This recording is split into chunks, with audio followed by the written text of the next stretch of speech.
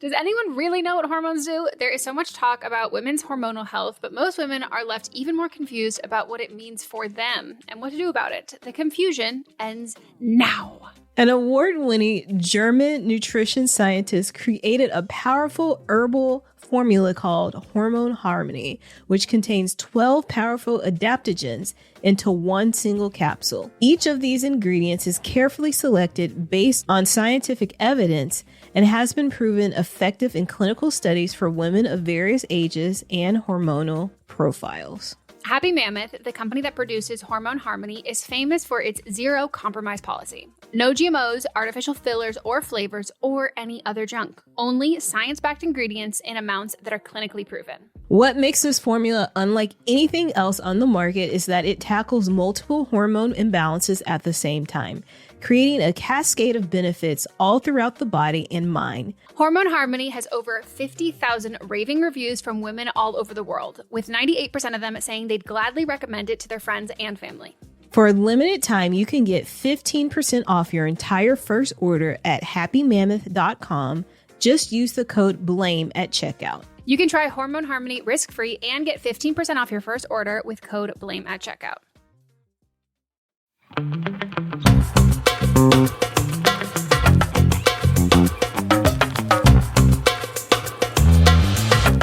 Welcome to a brand new episode of Don't Blame Me, a podcast where we give you wonderful, life-changing advice. We are Meghan and Melisa. Hi, Megan. Hi, Melisa. I meant to say hi, Melissa, but my brain wouldn't let me. Well, we're here to give some wonderful advice, and we're really good at this. We've been doing this for a long time. We give... Very long. Very long. Think long, then think longer. Mm-hmm. Long time. So if you want to call in, you can also write in. If you don't want to hear your voice, you can also use a voice changer. Those are always fun. Feels like I'm in a superhero movie. But if you want to call in, you can leave us a voicemail at 310-694-0976. And international listeners, you still want to get your voice out there, you can send an audio message to meghanpodcast@gmail.com. Now, if you're like, oh my God, I'm shy. I'm really shy. And people might recognize my voice. I have to say, people are like, people are going to know my voice. I love for the main character syndrome of that they're like, everyone I know is going to be listening to this podcast and assume it's me. I understand you, I'm a Leo. I get it. If you did that, thank you so much for telling so many people about this show. Yeah, I'm like, keep okay, telling. You're wonderful. Have you joined our Patreon yet? Like, you sound like, thank you for our street team. Yeah. So, if you have joined our Patreon, we probably know. Yeah, we already know who you are. Well, if you're in the live stream. So if you want to write in, you can fill out a form that we have listed in the show notes for each episode, but that is also listed in our socials. And Melissa does a really, fucked up little post on the story. Fucked up. And it's fucked up it's in the eyes of the beholder. Yeah. Beauty and... I think it's incredibly insightful, artistic. Oh, it's deeply artistic. I would never say it's not artistic. Deep from my heart and my loins. Yeah, it comes from the recesses of, I don't know what parts of your body, but there are the recesses of her body and she gets it out there. Just be happy that part doesn't actually manifest into words. And it's also just, you never knew that Instagram could be used that way. And let alone did you know that those things existed there. Every fucking week, someone's like, where the fuck did you find this? What did you search to find this? So it's on our Instagram, which you should follow. So you can fill out that form. And that is for both of our shows because we have more than just this show. But you can also send us a typed out DM or an email to the same email, meghanpodcast@gmail.com. For all of those things, you have to be 18 or you have to be over 18, not 18. You have to be over 18. And you have to tell us how old you are. Tell us how old you are. You can tell us your pronouns if you would like. It is all anonymous. So if you're going to come up with fake names, please make sure that they make sense and they're coherent in the context of everything. If you're referencing something. Otherwise, just pick random fake names. We don't do numbers. We don't do initials. That shit gets confusing. Very confusing. So read it out loud. Make sure it's not confusing. Make sure you can follow the story. Remember, we're coming in. You have to bring us in from chapter 1, not from chapter 7. And keep it under 300 words or under 3 minutes. You will be cut off in both instances of that. And if you are like, oh, well, it's just this many. No, it's got to keep it under 300 words. And I promise you can do it. And you cannot use Chat GPT, or else your brain will start turning to mush. You need to use your actual brain. This is what it sounds like inside your brain. Yeah. By the way, if you want us to help solve your problems and you're using ChatGPT to write your we have a bigger problem. Or if you're using ChatGPT as your therapist and you've named it, also a big problem. I thought you never wanted to talk about that. I don't. I'm just saying something random. Did you see the whiteboard guys do the recap? So everybody They've moved around. They've moved on from sports. Yeah, everybody's been saying, like, I'm waiting for the whiteboard recap. And there are people going, oh, God, I was waiting for the whiteboard recap. God, this is so much worse than I expected. And everyone's like, I understand why people are so, like, why everybody is so fascinated by this now. And I was like, yeah. So can't be 18. And write everything down, make sure it makes sense. Send it on over to us and we will give you some advice. All right. Should we get into the first one? Yeah. All right. First one. Do you want to read it since this is something that is pertaining more to you? This person is 24, she, her. A few years ago, I was infected with COVID from family members who knowingly attended my parents' funeral sick. That's so fucked. The infection was mild in comparison to the hospitalizations and the deaths that have occurred from the virus, and I count myself privileged in my experience, but I do have lasting symptoms that have significantly changed my life. Physically, I have costochondritis, and severe fatigue that sometimes make performing my physically demanding job difficult, but the brain fog is the worst. Weeks after I had COVID, I went on a Zoom date and genuinely couldn't answer simple questions about myself. I forgot my favorite color. I couldn't find the right words to explain my job title, and I had a difficult time making conversation that I would have considered easy before. I'm 27, and years later, the brain fog still remains. Oh, so she's 24 when this happened. I'm now 27, and years later, the brain fog remains. I feel very isolated, and I'm in a red state where people don't consider the virus as potentially serious. My relationships have suffered greatly. I have very little contact with anyone who knew me before, and it's been difficult to make new friends. Oh, the shell of who I once was hasn't been interesting enough to keep around. I've been told that it's too difficult to maintain friendships with someone like me whose depression has been exacerbated by a cognitive decline. I'm still grieving the funny, smart person I was before, and I'm hoping that one day I can be her again. I'm ready to really put in the work, but I'm unsure where to start. Do you have any advice on how to regain my missing personality? How do you become a good conversationalist? I want to be perceived as charming and intellectual and witty, but how do you learn character traits and behaviors? I'm sorry that you're going through this. I don't know if this is a very medical question. We're not doctors, but I think if I was like just giving a friend advice, first of all, I wouldn't abandon you because hard to maintain friendship. That's a bitch ass thing to do. And I'm sorry that your friends have abandoned you. I think it's not trying to get back to where you were. It's settling into where you are now and becoming using what you have now. And the thing is, you may not regain where you were before, and that might never be something that you can get back to.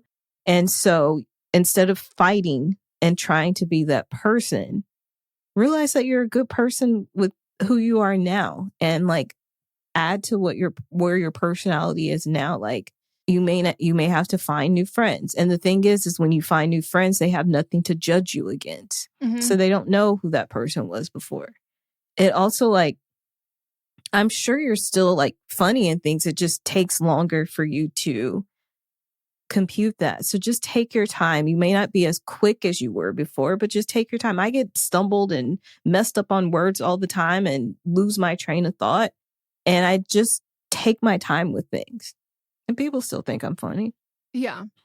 I was going to say, I think this is so much like you're wanting to be perceived as all these things, but I think it's more about like how you view yourself versus like how you want other people to view you. Because I think you don't have a very favorable view of yourself. So you think that that's how other people see you. And like, we're always our own, like, toughest, harshest critics.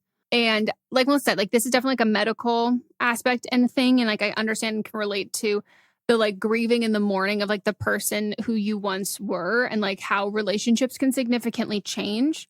But there are like some things that can be done. Like there are with a psychiatrist and a doctor, there are some things that can be done that can help not like always get rid of symptoms completely, but alleviate or make things more manageable to that. And ultimately, at the end of the day, like the first step is like your mental health. And like when your mental health is poor because of your physical health, taking care of your physical health becomes harder. And then it becomes like, oh, well, if my physical health was better, I would be less depressed. Totally. But once like depression has creeped in, that does become number one priority before everything else. Cause like you can't take care of yourself even in a way that that's manageable at all. So I think that that's something to like definitely focus on. And it's been 3 years, right? Yeah. And like this shit is like slow. Like the recovering from COVID is slow. And like I would say that like only in the last like this calendar year, I'm like talking faster than I like used to. Like there And are you can hear the difference in the podcast too. You really can. And like, am I where I want to be? No, not at all. Like I would love to be back there. But like if I dwell on that, it's kind of like the same thing on like dwelling on how your body looked at a certain point in your life in a snapshot, not remembering like, oh, hey, either I was like achieving this body in a very unhealthy way or my mental, like you're removing all of the other aspects of this. You just have this picture perfect moment of this time that you rose colored glasses. That's like, I want to get back to this. And like, it is just there. It is like so deeply unproductive for your current state, as well as like for your own mental health, because in general, we view things more favorably before. And like, yeah, I'm not going to lie to you and say like, no, I like my health was better now than it has ever been. That's like not true. But I think if I compare myself to where I was prior to getting COVID, that's depressing. If I compare myself to where I was right after getting COVID, I've improved. And so I think like having there be like that, this right now doesn't have to be your new normal, but I think going from a new baseline and like thinking about that version of yourself, like I used to like be more like listening to like clips of like the podcast or whatever, like when I was like really going through it, like, and I could hear that difference in my voice. I'm like, I'm not going to listen to that. Like, I'm not going to like engage in these things that like is a reminder of that for me. And I think like finding new friends or finding people who, like Melissa said, they don't have someone to compare that to. But like you're allowed to be like pissed off, you're allowed to be upset, and you're allowed to like grieve this where you thought you would be and like where you thought your life would be. And especially like when it feels like you're in an area where like no one really gives a shit. And like you also got COVID in a really fucking traumatic way. Like that's a very hard thing that like I wouldn't be surprised if you also haven't been able to process the grief from, you know, the person that you lost who, and then you feel like you also lost yourself. Like that stuff is very compounded. But I think there's also aspects of like cognitive decline can feel like really brain fog and all that stuff can feel like really fucking scary. But talking to your doctor about it is something that like if you say, and this is what I always recommend to people, to say like, this is getting in the way of me living my everyday life, they will take you seriously. Like they will help you figure out there are things to try.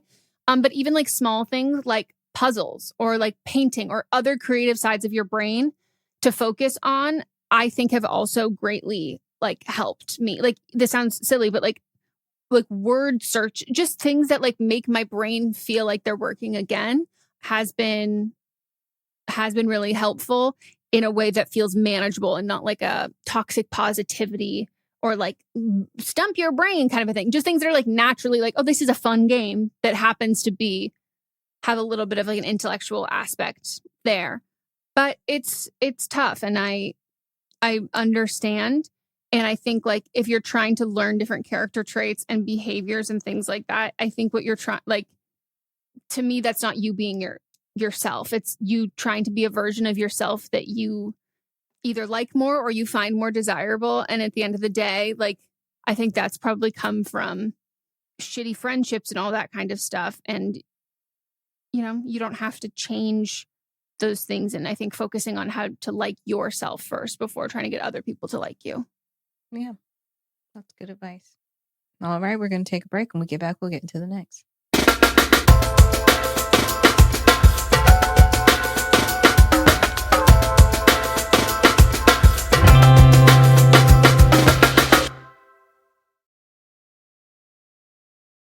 Support for today's episode comes from OneSkin. We've talked about OneSkin before. Did you know your body starts accumulating senescent cells as early as your 20s? Also called, what are they called, Melissa? Zombie cells. These cells stop producing collagen and hyaluronic acid like they used to, and they start secreting an inflammatory substance that makes neighboring cells dysfunctional too. There is an answer for these zombie cells, though, and it comes from our friends at OneSkin. Founded by an all-woman team of scientists, OneSkin is the first and only skin longevity company to target cellular senescence, a key hallmark of aging, with their proprietary OS1 peptide. OS1 is scientifically proven to decrease lines and wrinkles, boost hydration, and help with the thinning skin that often comes with age. Don't just take our word for it, though. They've got over 4,000 5-star reviews for their full line of face, body, sun, and travel-sized products. But if you want to take our word for it, know that we love them. We are using them constantly. The OS1, like the way it goes on, so easy, so simple. You notice a huge difference with them and your skin looks great. Yeah, I have become a fan of the Rich Eye Cream because it's like thick, but it's lightweight, and I can just easily use it as part of my routine. OneSkin is the world's first skin longevity company. By focusing on the cellular aspects of aging, OneSkin keeps your skin looking and acting younger for longer. Get started with 15% off using code BLAMEME at oneskin.co. That's 15% off oneskin.co with code BLAMEME.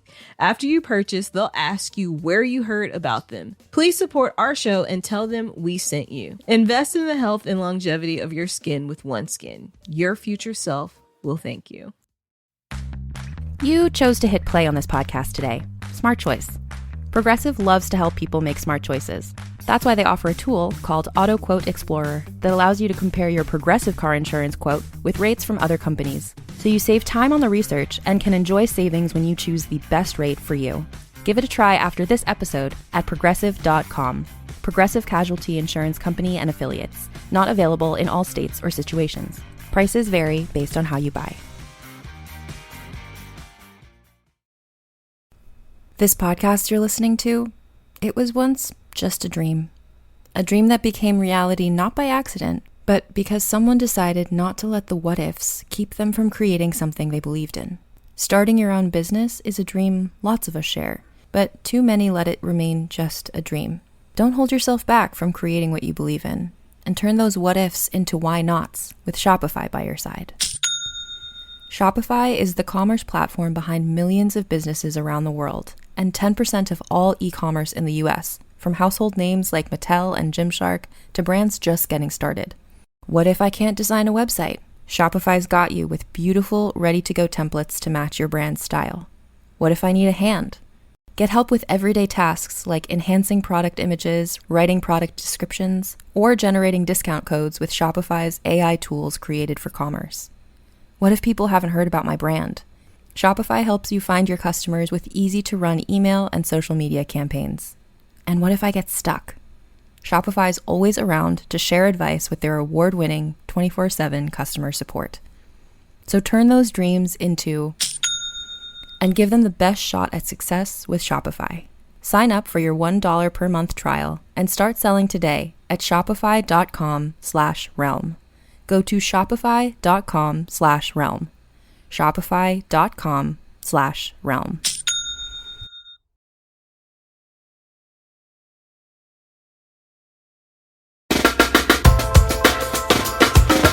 All right, let's get to the next one.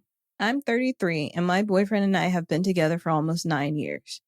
He comes from a really difficult family situation. Both his parents are abusive in different ways, and it's been a long and painful road for him. A few months ago, things at his house became unbearable and he had to leave for good. He's been living with me ever since, which is great, but I'm back home from grad school for the summer, so we're living with my parents. They've been incredibly supportive, but it's a lot. The problem is his stress has completely taken over our relationship.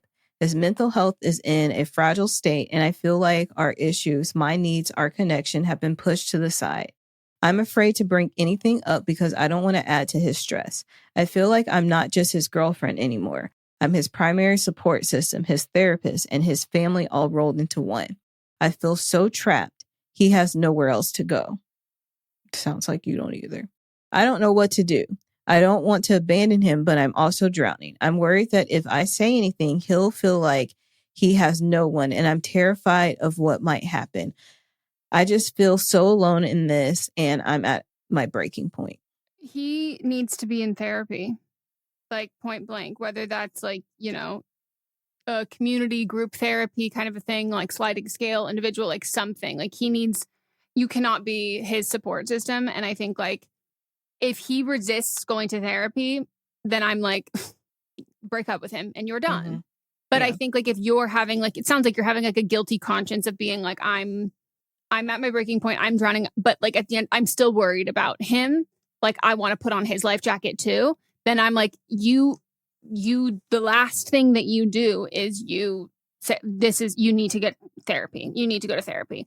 And like anyone who wants to be like, oh, there's so many for sure. But like when you have to. And like when there are barriers that are, when it is all consuming of your life like this, and it is like, it is imperative, this is the only option. There are things that you can do. There are things that he can do to get into anything or even take the beginning steps of that. And I think if he's uninterested in that or if he's hurt by that, then I think unfortunately like he's in a mental state where the only thing that is going to work for him is for you to drown for him, is to bleed out for him. And that is not going to help him. It's not going to make anything in his life better. All it's going to do is make your life harder and your life worse. Yeah, you can't be somebody's everything and then you have nothing left to give back to yourself. By you being cautious around him, that's not helping him at all. It's actually making it worse because you're coddling him and allowing it to happen without him actually getting help. Because like what more can you do for him? Nothing. He has to go to therapy. He has to seek help and he has to want that for himself. And if you drown for him, bleed out for him, you are left completely depleted and it's not going to work. It's not going to build him up. But let's say it does. Who's building you back up? Mm-hmm. Who's going to do that for you? Mm-hmm. Like, it's just like, it is not sustainable. Sometimes with some people, like when they are going through it, the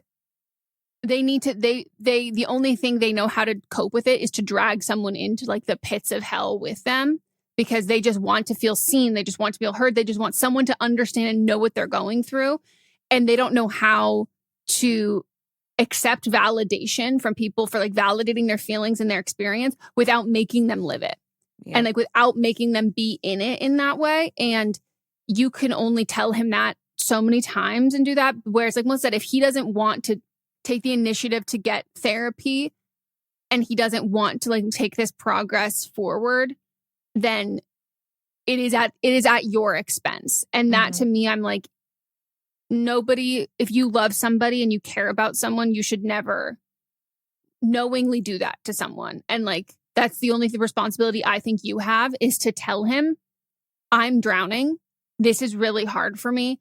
I need you to go get professional help. I can't be the only person doing this for you. And like, realistically, he should see that you're drowning. He should see that you are like walking on eggshells, that you're not sharing all these things and all of that kind of stuff. Like he should see that and he should not be okay with that. He shouldn't be okay with his behavior changing your behavior. And, if he is ultimately at the end of the day, that's on him. That's like his choice. Like we don't get to choose like the shit we go through in life or our family or our parents, but like we do get to choose how we deal with it and how we move through life after that and the help that we get and all of that. And he's not owed your forever like loyalty and love and coddling and all of those kinds of things. And like, you're perpetually happy and like everything, like you're not owed to be that like shiny thing for him. And it won't work even if you try to do it. Yeah. And even how you first says, I feel trapped. And then you went to say, he has nowhere else to go. Like those sentences went next to each other. Neither do you. Like you, again, you saying that you feel trapped, but then you're moving right along to what his feelings are. You also have nowhere else to go because you're coddling him. And so like, even if you rephrase that trapped, that means you're being like held prisoner in your own emotions. That's not, what are you getting from this relationship? You can't, like I said before, you can't be his everything. You need something from this relationship. And if you're his end all be all, his primary support system, his therapist, and you don't even feel like his girlfriend anymore, that's not a relationship. You're his caregiver. Yeah.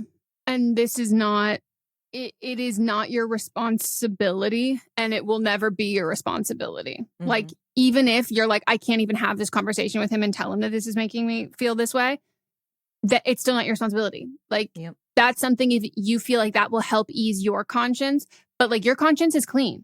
Your conscience is clean, whatever choice you decide to make, because like this is not on you. And if he's made it felt like it is on you, he has set you up for failure.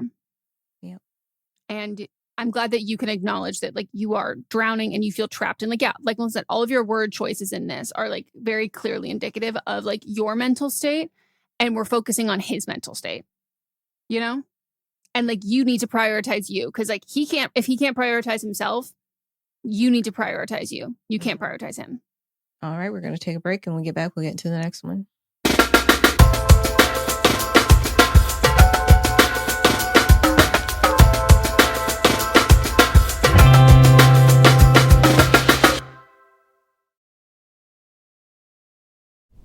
Look, there are a lot of celebrity interview podcasts out there, but there's only one, Happy, Sad, Confused. I'm Josh Horowitz, and yeah, I'm the host of the show, so I'm a little biased, but truly, Happy, Sad, Confused is the place for nerdy and intimate conversations with all your favorite actors and filmmakers. From Andrew Garfield and Scarlett Johansson to Christopher Nolan, casting what-ifs, backstage stories, and much more. Listen to Happy, Sad, Confused on Apple Podcasts, Spotify, or wherever you get your podcasts. It's ticklish business any way you look at it. Come on, we'll stick together. Love movies? Love classic movies? So do we. Ticklish Business is the podcast where classic film is discussed in modern times. Hosted by me, film journalist Kristen Lopez, and my co-host, author Emily Edwards, we dive into the golden age of cinema with fun, heart, and serious expertise. As published film historians and lifelong classic movie buffs, we bring insider insights, deep research, and lively debates with a variety of special guests, ranging from celebrities like Holly Madison to TCM luminaries Dave Karger and Eddie Muller, and even family members of old Hollywood legends. Subscribe now to Ticklish Business on your favorite podcast app, and let's talk about old Hollywood today.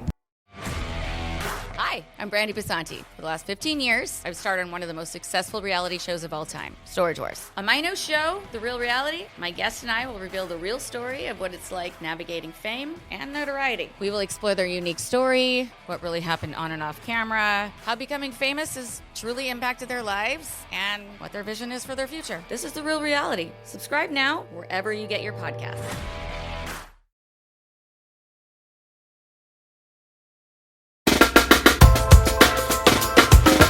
We are back, and it is time for the next. This person is 28 female. Oh, they said that. I'm 28 female writing in because I'm completely confused about my relationship, if you can call it that. Last year, I started talking to this guy I met on social media. We hung out a few times, but I ended up ghosting him, and honestly, I don't even remember why. A month or two later, he texted me out of the blue, called me out for ghosting him, and we started talking again. We ended up hanging out and having sex. It was my first time, and he didn't know. The next week, he moved to Chicago for work. A few months later, he was back in town for a visit. We saw each other, had sex again, and he told me to, quote unquote, keep the same energy for the next time he was in town, basically asking me to wait for him. This man's a loser. What the fuck? By the way, what? Keep the same energy. I thought it was going to be sexually related. Like, yeah, fuck me like that next time I'm back. What? No. And like, you're being like, oh, it was my first time. He didn't know. I think this is his first time on planet Earth. Who the fuck says that? I didn't take it too seriously. Good, because what the fuck does that mean? But a few months later, he came back to town for a friend's birthday. We hung out and had sex again. As we were cuddling, the guillotine. Straight to the gate. As we were cuddling, he said, I think I'm in love with you. I'm 20 and I've never been in love. Are you 20 or are you 28? I think 28 because that's what they filled out in the form and then they said here. Okay. I'm 28 and I've never been in love or even had a boy. Wait, but then he's only 21? Hold up. Are you 20 or 28? Okay, because they wrote in this, everyone. Yeah. In the form it's filled out, they filled out 28 female. In the beginning, they said 28 female. And then they say, I'm 20. I think they're 28. Okay, why the 'Cause fuck they are you wrote fucking that with a twice. 21-year-old? I'm 20 or 28, and I've never been in love or even had a boyfriend. He's only 21, but he's definitely more into me than I'm into him. It was a complete shock, especially because I wasn't even sure if I wanted to see him that last time. My question is, what should I do? Is it even worth trying to pursue a relationship with someone who lives so far away? I feel like if he lived here, I could figure out my feelings, but with him gone, it's impossible.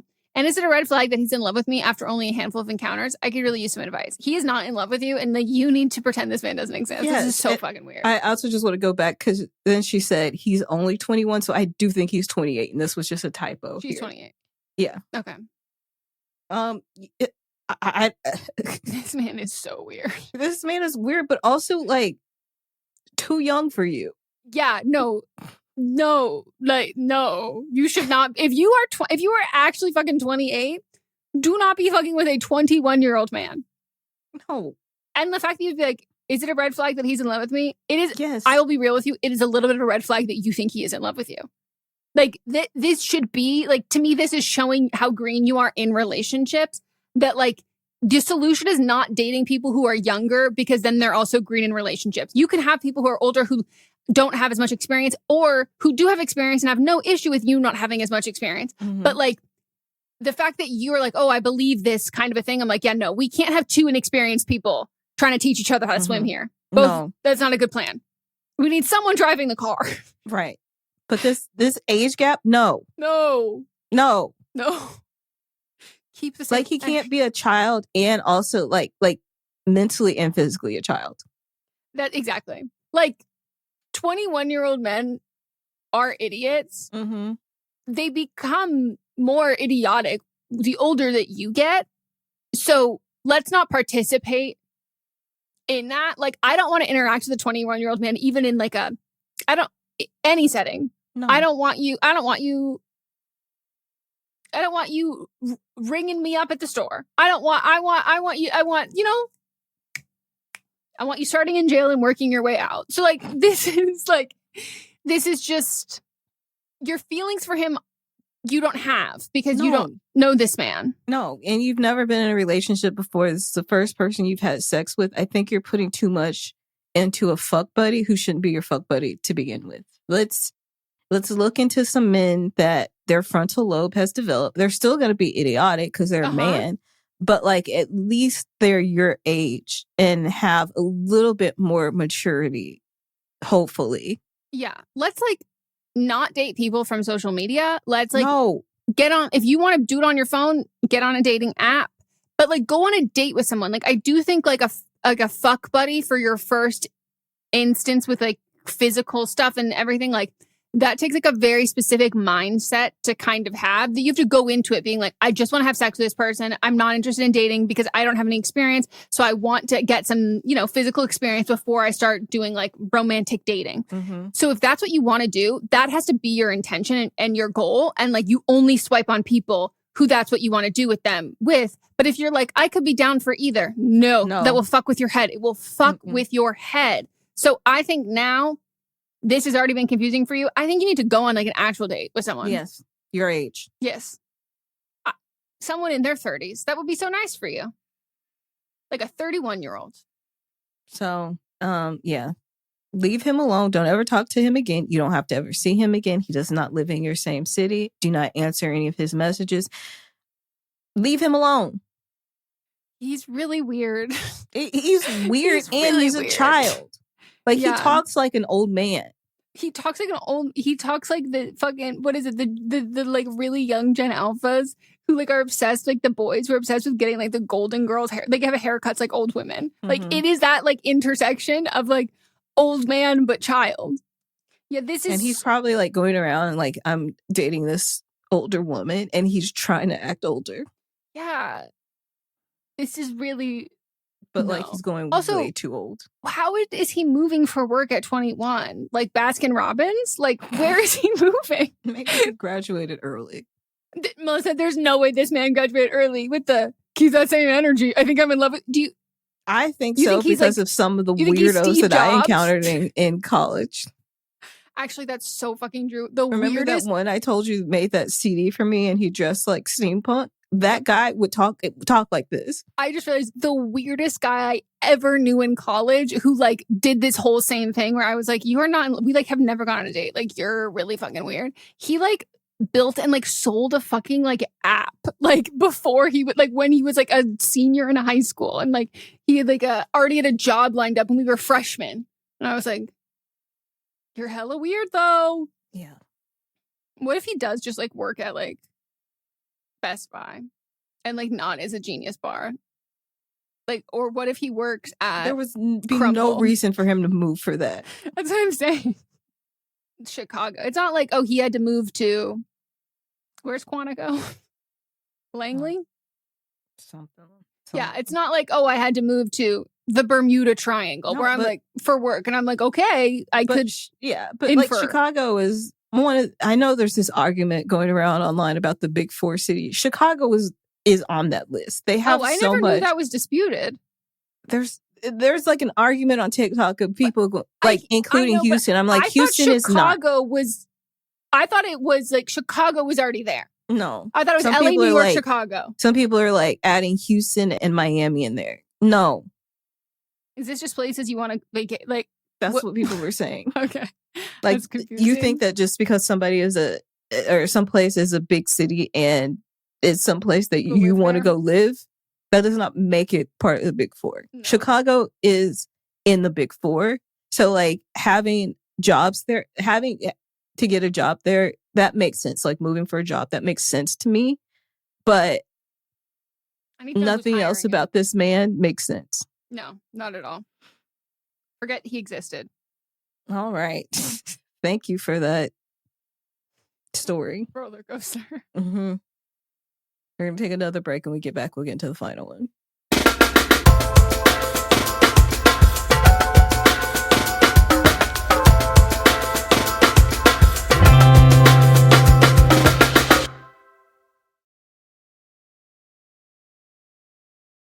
Are you looking for a movie review show where the critic is at the top of his or her game, meticulously breaking down and explaining exactly why a film does or does not work?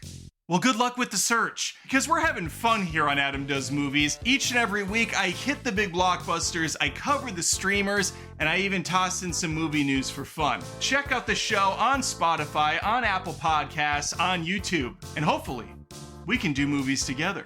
Hot. My name is Troy LaValle, and I'm the host of the Glass Cannon Podcast. This is a podcast where my friends and I sit around and play role-playing games and record it. Through improvisation, using comedy and drama, we take the rules of whatever game we're playing and we turn it into appointment television. It truly is infectious fun. We travel the whole country playing rock clubs, turning games like this into a spectator sport. So please, check it out, the Glass Cannon Podcast. If you want some joy in your life, give it a listen. How does love work exactly? What makes something funny? How does noise affect your health? These are just a sample of the fascinating topics we discuss on my podcast, Something You Should Know. We bring you leading experts on topics important to you, things you can use in your life and that will fascinate you. We deliver 3 episodes a week and have over 1,000 episodes available to listen. So get listening to Something You Should Know wherever you get your podcasts.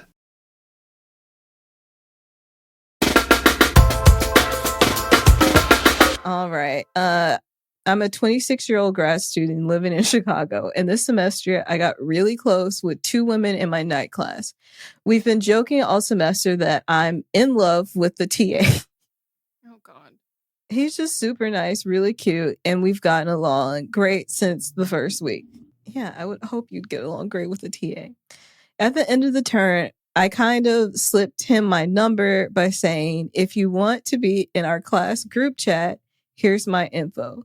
so it wouldn't seem too obvious. A couple nights ago, one of my friends in the group texted me while drunk saying she liked the TA too, but she thought he liked me, and that kind of upset her. The next day she said, oh, well, neither of us has a shot with him anyway, which honestly stung a little. But I'm stuck on the first part, going from her being upset to just brushing it off the next morning. I don't know if I should bring it up. I don't want her to get hurt, but I've been into this guy all semester and she's had months to say something. Now that he's actually in the group chat and part of our little friend group, she suddenly mentions it, probably because she didn't think he'd join at all. So, advice: 1, how to handle the whole drunk text moment, and 2, how do I deal with this whole situation? Because let's be honest, not many people end up crushing on their TA this hard. I think they do, actually. They do. But the friend thing, they were drunk. You can't, I'm sorry, but you can't hold anything that people say while drunk. Like, no, she did it and then she took it back. Like, move on. Also, I need you to have like a little bit, I like want to like telepathically give you a little bit of like my insane like Leo confidence. If someone tells me that like they also have a crush on like a guy I like, okay.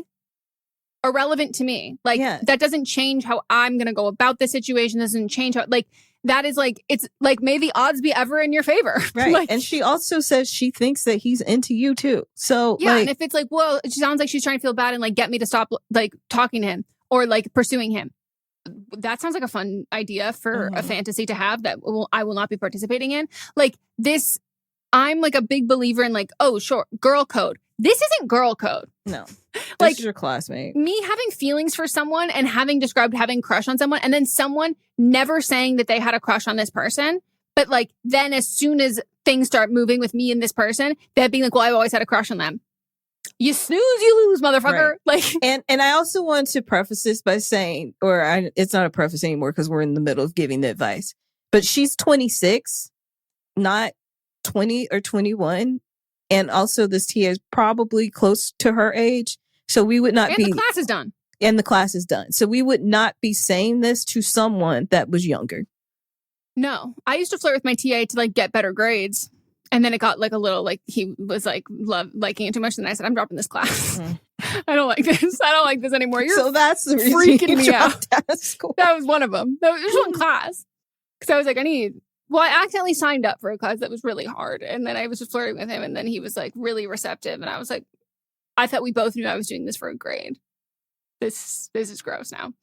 So yeah, like this is, you can be like annoyed with her, but what, like what's the point? Like what's the point with being annoyed with her? Like Melissa said, like she was drunk. She like already kind of took it back. She probably like feels silly. And like, it was like a vulnerable thing for her to be like, well, I think he likes you. Like, that's kind of sad. Like, I'm glad he likes you, but like it comes across like a little sad from her on her perspective that like that was an inside thought. She probably shouldn't have said that to you. And so like, I don't think there's any like point to be mad or annoyed with her at this. Like, I think if she's like, choose between me and him, then like, I'm gonna tell you right now, choose him. Like, that's fucking weird. But like beyond not that, your girlfriend. Anyway, yeah, like she's a classmate. Beyond that, like this is just like has nothing to do with you. Like that's where I'm kind of the thing of like if she like wants to be like, oh my god, I still really, whatever. You just need to kind of get over this because it sounds like she says it seems like he's into you, even if he's not. She said something, she regrets saying it. If she's weird about your friendship, you can end the friendship over that afterwards. But like, I don't think there's any point to like maintain an annoyance towards her. Also, like, I think when we get like too in the weeds with crushes like that, we start to like associate, we build up the crush. Like when you start to have like, oh, a friendship issue or like you have negative feelings towards a friend that is in relation to your crush, inadvertently, that makes your crush far more important. It makes your crush stronger, not based on your actual relationship with them, based on like defending it from another person who might, whatever. And that just like is not healthy and it will self-implode. So I think the more that you can be like, well, that was like a weird thing and I'm just going to pretend that didn't happen. It's like, it's okay. Like, that's really fine. But like, if she expects you to change your behavior or to like back down, then like, that's not going to happen. Yeah. Also, I think you played this wrong. Because you gave him the number and I'm fine with how you set it up. Like, let me add you to the class group chat. But the thing is, he had to text you first for you to get his number to put him in a group chat. You should have never added him to the group chat. You should have kept that to yourself and then let him know how you were feeling. Yeah, add him to a group chat. Me, myself, and I. Right. Hey. There's Like, 5 you people should here. have put and they're him in all the me. actual group chat. No, and I would hope that now that you've put him in the group chat, I'm hoping you have your own solo text your like that relationship with him. There. So move forward. Let him know how you feel. And if he is not receptive, then you're in a new class now. It doesn't matter. Good point. Let's get this done. Let's figure out. Tell him how you feel. If he feels the same, great. If not, awesome. Taking you out of the group chat, moving on. Right. But if we keep this prolonging thing, what's the fucking point? Mm-hmm. Good one. Well, congratulations. I love to hear of like an appropriate Chicago-based relationship.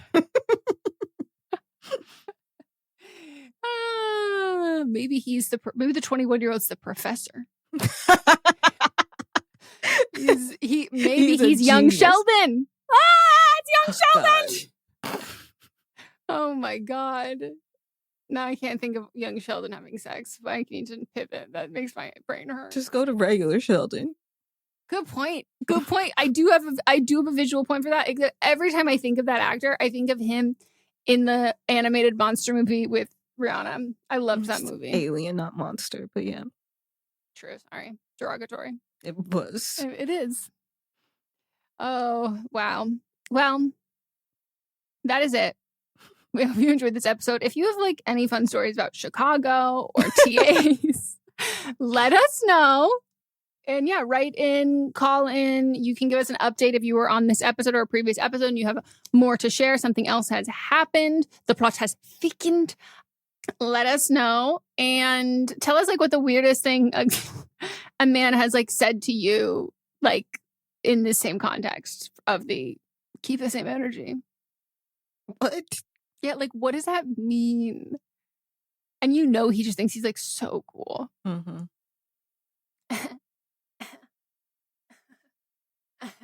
That sounds like a character that Ashby who's doing the Lorax on live. That's something that she would be like, keep the same energy, ladies. I don't know who that is, but you do. It's the girl I sent you her, who did Hamilton. Okay. Well, there's so many, but the one that you sent me. Okay. Yeah. But she's now doing she was doing the Lorax, but she's never seen the movie The Lorax or knows anything about the Lorax. And so she was like, if any of you know about the Lorax, don't come here with the truth. I don't know. And someone's like, do you like paper? She goes, I hate paper. No.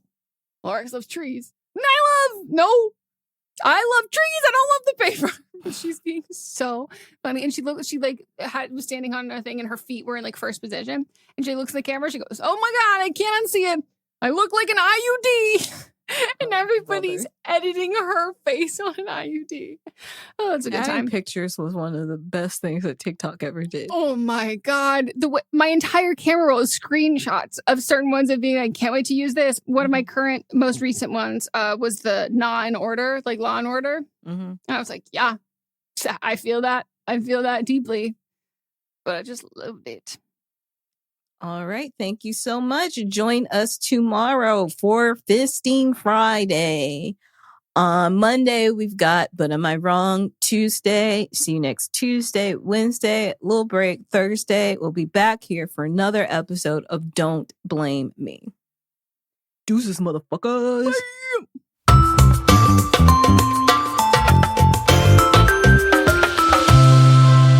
This is a Sister Sign production hosted by me, Megan Rinks. And me, Melissa D. Montz, plus Diamond Imprint Productions. Post-production by Coco Lorenz. Production assistance by Melanie D. Watson. And music by Ryan Hunter and Giacomo Picasso.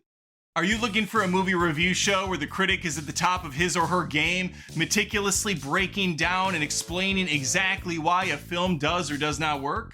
Well, good luck with the search, because we're having fun here on Adam Does Movies. I talk to you like we just got done seeing a movie together, giving you the pros and cons, and I'm digging in the trenches, in the mud and muck, on streaming services, telling you which films are worth your time. Each and every week, I hit the big blockbusters, I cover the streamers, and I even toss in some movie news for fun. Because this show is Adam Does Movies. I'm obviously Adam. I probably should have led with that. But perhaps I have led you to check out the show on Spotify, on Apple Podcasts, on YouTube. And hopefully, we can do movies together. Hot. Oh, hey there, it's a promo for a podcast. Great! Exactly what you want to hear when you're settling down to listen to the podcast you actually want to listen to. Well, give me just a few seconds and then you can go listen to whatever it is you're listening to, your true crime podcast hosted by former child actors or reality stars, whatever it is. My name is Troy LaValle and I'm the host of the Glass Cannon Podcast. This is a podcast where my friends and I sit around and play role-playing games and record it. Through improvisation, using comedy and drama, we take the rules of whatever game we're playing and we turn it into appointment television. That's the best way I can explain it. It truly is infectious fun. We travel the whole country playing rock clubs, turning games like this into a spectator sport. So please, check it out, the Glass Cannon Podcast. If you want some joy in your life, give it a listen. Do you love Disney? Do you love top 10 lists? Then you are going to love our hit podcast, Disney Countdown. I'm Megan, the Magical Millennial. And I'm the Dapper Danielle. On every episode of our fun and family-friendly show, we count down our top 10 lists of all things Disney. The parks, the movies, the music, the food, the lore. There is nothing we don't cover on our show. We are famous for rabbit holes, Disney-themed games, and fun facts you didn't know you needed. I had Danielle and Megan record some answers to seemingly meaningless questions. I asked Danielle, what insect song is typically higher pitched in hotter temperatures and lower pitched in cooler temperatures? You got this. No, I didn't. Don't believe that. About a wish coming true? Well, I didn't either. Of course, I'm just a cicada. I'm crying. I'm so sorry, Jiminy. You win that one. So if you're looking for a healthy dose of Disney magic, check out Disney Countdown wherever you get your podcasts.